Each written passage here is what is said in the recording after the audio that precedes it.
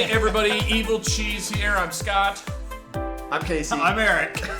Here we are. We're doing another board game review of a newer game that's come out in a month and a half ago. A brand new game, Vantage, from Stonemaier Studios, who have done games such as Scythe and they've done Viticulture, and they have done a game called Tapestry, Wingspan. They've done a million games. The pedigree is there. Right. So a lot of excitement and hype, I would say, about this game. Casey works at a game store, and so he's kind of got his ear to the ground in terms of what's the hotness of what's going on lately, and there's been a lot of hype about this game coming out. So we just finished a playthrough of Vantage. It was Eric and I's first playthrough, but it was Casey's second, which I actually think provides some nice perspective. Yes. Yeah. So this was a replay for me, so I'd kind of seen it before and done a run through and kind of learned it and stuff. So kind of an overview of Vantage. You're a crew who has crash landed on a planet in your ship, and now you're trying to figure out what to do on the planet. You're all at different locations. Each player gets a location card, which is secret from the other players. You can kind of describe where you are. Each location has different actions that you can do at it. If you've ever played games like Tales of Arabian Nights, it has that sort of choose your own adventure kind of feel to it a little bit. And then it also has sort of another half of the game where you have objectives, like a mission you're trying to accomplish, or you can get other destiny cards, little sub-objectives that you can try and do. And that part to me feels a little bit like Captain is Dead. It's a cooperative game. You're working together to try and mitigate the consequences of your actions as much as possible. Yes. And while all this is happening, your morale is going down, your life is going down, you're running out of time, etc., etc. So it is a fully cooperative game. Fully cooperative. So if anybody loses, you all lose. Right. So you're kind of winning and losing together. Yes, and you start with one main objective. Yeah. Right? But that branches out. Yeah. Yeah. And other things we could talk a little bit more about that too. What's the price point on this game, Casey, just to kind of get that up I front? think it's $90. $90. Okay. It's got That's a ton of pretty cards and now. stuff in it. It's dice got a lot of and big materials, components. which we will show you kind of in the how to play chunk of a different video. We'll do a game overview. We're not going to do it in this video, so click the link below, and that will take you to our sort of overview, rules overview.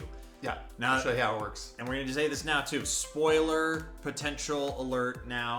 This game, just by its nature, is going to probably have spoilers no matter what sort of review you look at. Yeah, but I think, we're not going to say card number 56 was really bad. We're not going to say that. I mean, I think we're going to, I think we'll be general enough with kind of explaining things that happen to us that I doubt anybody, even somebody that's played it, would be like, oh, I bet they're talking about card number 600. I don't think it's really going to be very spoilery in my opinion.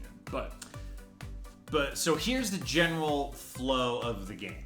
Okay, which is really unique. It is very, very unique. Basically you are crashing onto an alien planet, and you are doing your own things. Yep. This game plays up from 1 to 6 players. Okay. You're out there, you're doing your own unique things, and you're experiencing and seeing unique things. You've all got your own storyline that's very divergent from the others, although there is some play mechanics that allow you to help each other out a little bit. Yes. So you're not completely passive when it's somebody else's turn. Right.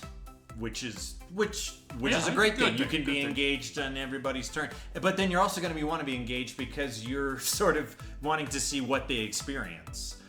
Because the experiences in this, oh my gosh, they branch out into 1,000 different directions. Whereas Arabian Nights had a big thick book that kind of had everything in it. One of the unique things that they did here was have 6 or 7 smaller books that had a whole bunch of stuff in it that you can go to. So one of the other ways that you stay involved in this game is when Casey's making choices, I'm flipping through and reading things for him. And so that kind of keeps you engaged. Right. But anyway, okay, now let's get down to kind of the nuts and bolts of the game itself, the gameplay experience, and what we thought of it. So initially, what did you like? How were you feeling, and what were you experiencing when we first started and started to get the hang and the flow of what's going on? Because I think if you play it the first time, it is going to take a second to kind of adjust. And what is it? What was our playthrough time? What you're doing. Like 2 hours? Is that what we played? Yeah, hour and a The half, box 2 says hours. 120 to 180 minutes. That's probably about right. Yeah. I would say 45 minutes in, I was so excited. Yeah. I mean, I was really having fun with it. Mm-hmm. It was giving me, like I said, Tales of Arabian Nights flashbacks. Right. I was making interesting choices. You get multiple choices in each place, and interesting things were happening, and I felt like the game was progressing forward. And it was trying to do a choose-your-own-adventure-esque thing with... Sometimes in these choose-your-own-adventure kind of games...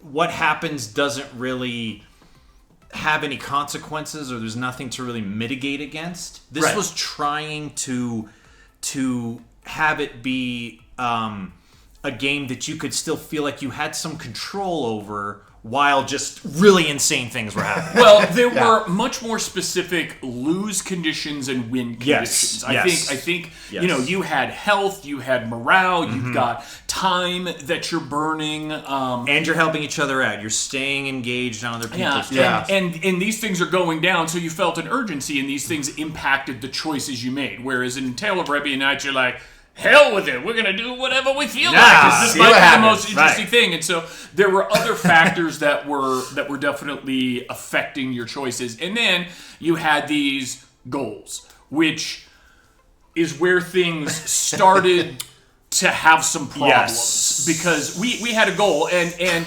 it's a beautiful, aspirational, wonderful thing, and it fits just exactly in with the title that your simple goal was to like survey the planet, and you had to get up to high spaces and see vistas or vantages and see stuff. We just dropped a line. And knock over lights. Right? This is how passionate we are. That was our goal. Right? All right. So we didn't, in 2 hours playing this game, achieve Vantage a single time. And there's a book like this atlas, and I bet it's beautiful. But we didn't get a chance to even see inside it. Cut.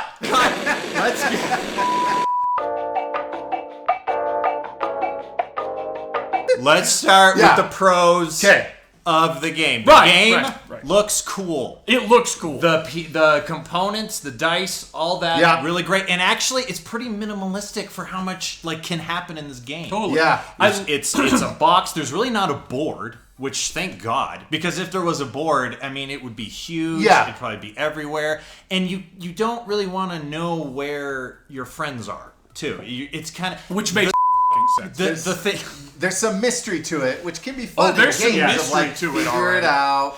The thing that not the fun kind of mystery. I was subscribed to the Stonemaier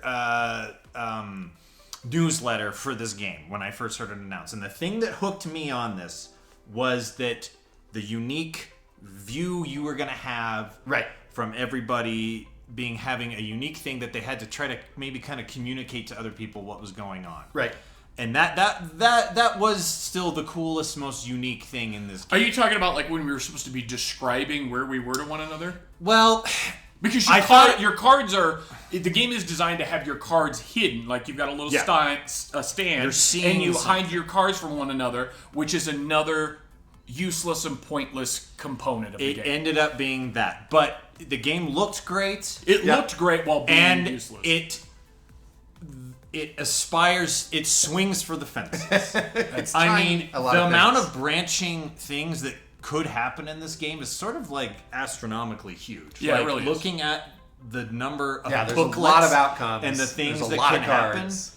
Is crazy. So the effort and the thought that went into this is like beyond anything I think I've ever seen. One of the things I really thought was cool was the components, like there's all these locations, all these pieces of equipment, and all of those cards, and there's, I would say, 1,000 of them. Yeah. All stay in the box, Yeah. and then you have like a little, like almost bookmarker of your character, and they kind of get stuck in, you know, the filed cards that are in numeric order as to where you're at, and as you go to different locations. Never seen anything like that. Super Loved smooth. it for 45 minutes. I was so happy. Yes. I thought it was so cool and so great. And then I bit down. Do you have any other pros? I have one more pro. Okay, go, Casey. I like how the time is coming, actions Scott. sort of work on your location. There's just a set of actions you can do there. Yes. And when you choose one of those things, it always succeeds. No matter what you pick, it's gonna happen. That's a good the point. outcome are you roll these negative That's a great dice point. and you're sort of mitigating the penalties. And that's Which the is- co-op part. Like, yes. how do we work through this together to make this? And the dice, I Not thought, bad. was a good decision because usually you're rolling dice to see how successful you are. Well, this, like you said, you're always successful, but it's just how how many negative is it going effects. to be? Yeah. So you Yeah. mitigate that. So That is again, cool. another win of design. And I'm going to give sophistication. one more half pro, I would say. The half a idea pro? of little things happening like mini games, like like going to like an actual website, like at one point. Like it was just all of a sudden it was like go to this website. Go here, see what people are talking and about this thing. Do this thing. Or playing a card game that is unique to the planet that you're on with unique rules. Yeah, it had its own Sounds mini cool, game in it. right? Which sounds cool. And Sounds really cool. Now, let's get to cons. And the thing we'll get to the cons. Don't worry. No, we're there. We're there. He said cons. We're there. We're transferring. For me, that made the cons. Excuse me. The thing that made for me start to dislike this game was when something was introduced, and it was, say it with me, skirm. Oh man. Oh God. Oh man. Oh God. Oh man. Oh God. Oh man. Oh God. Oh man. I won't say it. What's your biggest con? If you had to name one thing that you were like, this made me not want to play this. Is there one that stands I out? think as like, it was the lack of. You can't have an objective-based game with such a completely random system. It was trying to do too many things at one time. And that's where it fell apart. You couldn't really pursue your goal, which sounds insane, but you couldn't. You could guess as to, well, this might lead me to my goal, but we played for 2 hours and didn't get a single part of our goal accomplished because it was almost like pointless having the goal there. The cooperative part of it makes no sense. That like we're in these divergent locations, but Casey can take health for me. What? Why? That makes no sense. Yeah. We started asking like the story, like, are we like landing parties of and are we communicating with one another? Is that why we're explaining what we're seeing and that those cards are hidden? There's no point to it, really. I mean, so there was no point to that component of it, and no point to the pursuing of the goal component to it. And then we got about 3/4 of the way through the game, and like I kept trying to do important things, and kept trying to, and I end up in a hookah bar. And I end up,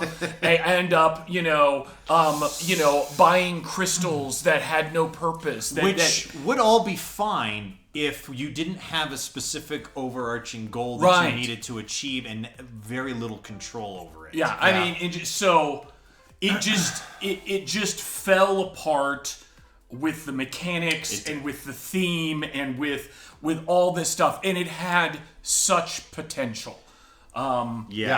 I think my biggest pro mimics yours. It feels disconnected. You have like mean these con. two. You said your biggest biggest con. pro. Yes. The biggest con for me is it feels disconnected. You have these two like sides of the game, and they don't really just mesh together. Here's the thing that got me Okay. was that at the beginning, the first 45 minutes, once it became clear how the game was going, what you're doing, you're making choices, You were wacky excited. things are You happening. were excited about You just it. couldn't wait to see what happened next. Yeah.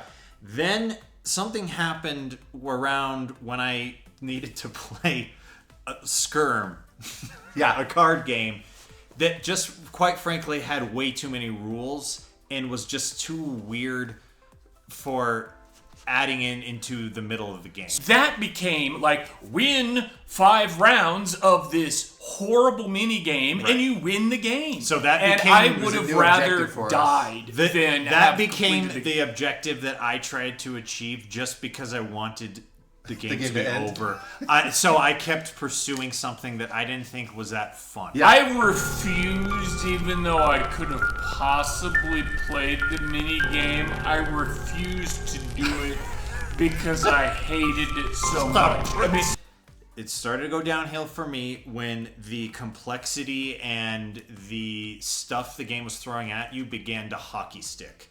Like, it was okay, and then we got a little bit more, and a little bit more, and then it just went, and I was like... and that's where you fully bit into the turd sandwich and got a Yeah, mouthful. I of started turd. to get- You're like, oh my god. game fatigue, where I stopped saying, I want to see what happens next. Is that turd in my Let's mouth? get it to over. saying what happens next, and is this the last thing? Right. Yeah. I don't care anymore. Yeah. You know, I don't care anymore. And And that- it's a crying shame. It really is. The art is great. The concepts concept are cool. Is The really potential, is Yes. really like cool. you said, Oh yeah. is a great idea. And I was excited. This kind of reminds me of like a movie you're looking forward to, and the trailer looks cool, Yeah. and then you see the movie, and it's like It's like just didn't quite- Pacific Rim Uprising after Pacific Rim. Pacific Rim 2. Right. This is Pacific Right. Rim. No. The other And- thing I wrote down in cons is bogged down. Like we hit that mini game and it was just like a brick wall. So to go to bogged down, the items and stuff, that really adds to being bogged down. too. Yeah. I agree. They starts tried to to add- organize it the best they could, but Yeah. halfway through I'm just sifting through cards. That's half the game is like finding the right cards. Yes, being Well, and- the game leader, having to sift through stuff, I can only imagine gets really tiring after a moment. Yeah. But the way you have to, you're setting up the cards around your character, which is kind of a cool idea. But then it's just piling to another thing on top of something else. The and items something kind of else. sucked too. Yeah, I mean, and like you we don't didn't find a use for them. I had items Yeah. that I got early on that could have morphed into something else, but you're trying not to die, and so they couldn't morph. And then I got what I think is supposed to be like a super huge, awesome magic thing as part of the game, and didn't use it never once. happens. It kind of was useless, and it was sort of like, nah, you know, when you sort of risked it for the biscuit to get, you know, this item, and then you get it and you don't use it, you just kind of like... It's deflating. It is deflating. It is absolutely deflating. Yeah. Like eating a turd sandwich. Anything else to add? I feel like you chop this game in half, and both halves are good and fun. You have Explore the Planet, Tales of Arabian Nights. You don't care what the outcome is because you don't have the objective. Right. And describing the locations alone would be a cool game. Yes. You chop it in half, and the other half is like Captain is Dead. You have your objectives, you're working together, you have the co-op, and it works. Or Unsettled. I feel like And- one and half of the Unsettled game is in that with vein. Unsettled has very specific objectives and Right. very, you know, it is very planetary exploring. Right. And It's the and same thing. and Crash. I got that feeling out of that game, whereas Yeah. we lost that thematic element really fast in this game. Yeah. And so those two halves just felt at odds to me in terms of having this be a fun game. Right. So and it is too bad. You know, please believe us when we go into games. I hadn't read a single review, didn't know a single thing about this game. Some people, you know, Casey had played it once before and I had was his aware of experience. it. I was looking forward to it. Eric was aware of it. So that's kind of nice that we have 3 different perspectives that we were coming at it from. And so we were coming at it from a pretty honest perspective, but it was really disappointing. And I was convinced. I almost tried to convince these guys, maybe we should play it again. We should play it again, you know, before we do the review. And Casey just kind of Casey slowly looked over and reminded me, sorry. I have played it. And when I played it, Sorry. this was the experience. Let's go to final thoughts. So Sure. Casey, start us off. with your final My thoughts. final And do you thoughts. give a recommend or Sure. no recommend? Cool concept. Some of the ideas I love in terms of how they're implemented and as game mechanics, I could see working out well in other circumstances. I wouldn't recommend it. I'm not going to be buying this for myself. $90. $90. Again, the components are cool. Like Yeah. the stuff that's in there, if you like the game, is absolutely worth the price. But I don't find myself wanting to play it again. And even though there's a lot of replay value, there's a lot of different objectives, a lot of different items. You might never see those same cards again. Right. I'm not personally recommending it. I don't really see myself wanting to play this a lot in the future. Okay. Scott? Scott, you recommend a church sandwich? I was I was so excited. It's so weird. I'm not sure I've ever had this experience with playing a game before where I've been so enthused about a game partway through only to have it just fall off the cliff of this is not fun and where did it all go wrong, right? So it was really a bummer. It was really a bummer because I loved the conceptual ideas of it and some of the design elements and the theme of it, but a lot of those things just fell apart and it became too random and too pointless and too out of control and trying to do too much. I almost still want to play it again. Yeah, that's weird. I did too. But I also still trust Casey on like, hey, because I was like, hey, we should really play it again. And he was just like, it's the same thing. And there's, games out there that do the things that this one tries to do. We talked about Unsettled. We talked about Arabian Nights that do some of the things that this game does. So, if you were like really excited about like this component of the game where it's like the space exploration, settling the planets, or the random crazy choose your own adventure style of it, there's other games that do that and do it well. This does not. So that's my opinion on it. I do not recommend this game, and I do not think it's worth the money. Angry about it. To sort of echo Scott here, I feel like I want to play it again because I'm hoping it can't be. Please get better. It can't be as bad as the experiences we had. Because the idea, the concept, the soup. The stew that this game is feels like it should work. It's got some delicious ingredients. But it just didn't. And so, except for that floating turd on the top of the stew. Is that sausage? Oh no. It's not sausage. Stonemaier Games, their pedigree is beyond questioning. Right? And I've not played except for Wingspan, I've not played another Stonemaier game like Scythe and some of the others. Scythe, Wingspan, Viticulture, we like Viticulture too. I've not played that one. This goes for something completely different. It swings for a way different part of the field, and it definitely swings for a home run and misses the ball. It just doesn't make which makes me feel a little bad about not being able to recommend this game either. And if you're interested in it, please just find a way to try it. Yeah. Go to a game store. Go to a game store that has a demo version of it. Watch other people playing it. See if you can get in on a game, and maybe it'll hook you. Yeah. Maybe it will. But our first playthrough just was like a Shakespearean tragedy, and not in a good way. So I think that's it. There you go. I don't think there's anything more to say. So if you thought, subscribing to this channel, if you thought, hey, these guys just love all games, you were wrong. Right. Because we don't like this. Not everybody likes especially one of us. I refused, even though I couldn't have possibly played the mini game, I refused to do it because I hated it so much. I'm an emotional person. Had a lot of potential. Yeah. Oh, we gosh, felt yes. didn't really reach that potential. No. And that's So, bad. That's our review of Vantage. Who knows? Maybe this is part 1. Could be another part 2, but maybe another look. or maybe not. We don't own this game. This one, just FYI, Casey had this game provided version, yes. as a demo through Enchanted Grounds, the gaming store cafe that Casey works for. So we're thankful to Enchanted Grounds for loaning us this and learning that we should not worth a spend money on it. playthrough, even if you don't like it, to check it out. Yeah, right? It certainly is. I mean, you know. I mean, you never know. Everybody likes different games. So you never know. Just because, we had that experience doesn't mean you will. Exactly. But thanks for tuning in and listening to our thoughts on Vantage. Trying to stay up to date on a lot of the new games that are out. Thanks for watching, and we'll talk to you next time. Here's Evil Cheese signing off and saying... Boo Evil cheese to Vantage. Sorry, Vantage. For us. So that's it for this round. Thanks. See you next time. Bye, guys. Bye.